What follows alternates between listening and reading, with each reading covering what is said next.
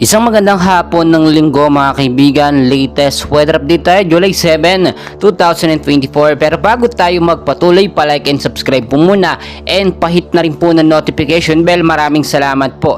Ngayong hapon ng linggo mga kaibigan, ang hypnosis po natin or samahan ng panahon, meron po tayong binabantayan pa rin na dalawang weather system na nakakaapekto po sa ating bansa.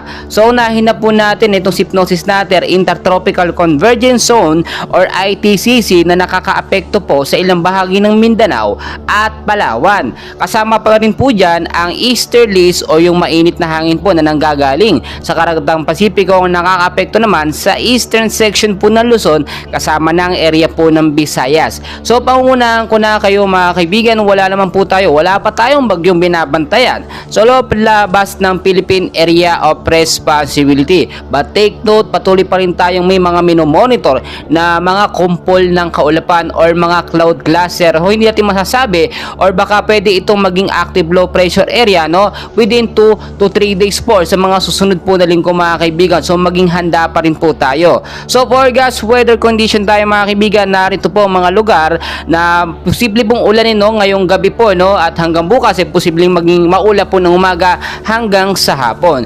Sa area ng Palawan, Zamboanga Peninsula, Basilan, Sulu at Tawi-Tawi, maulap na panahon po ang mararanasan with isolated light rains to heavy rainfall, mahinang pag-uulan hanggang sa posibleng lumakas pagdating po sa gabi. Dahil po yan sa ITCC or Intertropical Convergence Zone, yung mababang lugar mga kaibigan, sa aking mga lugar na nabanggit ay mag-ingat po sa banta ng pagbabaha kung sakaling magkaroon ng malakas na pag-uulan.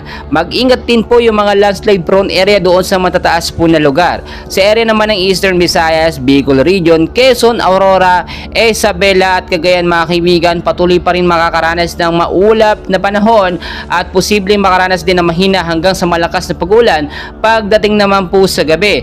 Dahil naman po yan mga kaibigan, dito nga po tinatawag po natin na easterlies or mainit na hangin na nanggagaling po sa Karagatang Pasipiko. Sa area po ng Metro Manila at the rest po ng ating bansa, patuloy din po makakaranas ng maulap na panahon, cloudy sky at mga isolated light rains din pagdating po ng gabi. So maging handa po tayo dahil naman po yan dito sa tinatawag din natin o yung mga localized thunderstorm. So mga kaibigan ko, kahit wala namang bagyo pang nakapasok sa ating Philippine Area of Responsibility, ay maging handa po tayo. Nag-abiso na po ang Pag-asa ngayong buwan po ng Hulyo o July mga kaibigan, posibleng 2 hanggang 3 bagyo ang pumasok sa ating bansa. So mas maganda ngayon pa lamang po yung nakahanda na tayo sa banta po ng bagyong paparating. So dyan lamang po kayo, please huwag pong kalimutan mag-like and subscribe.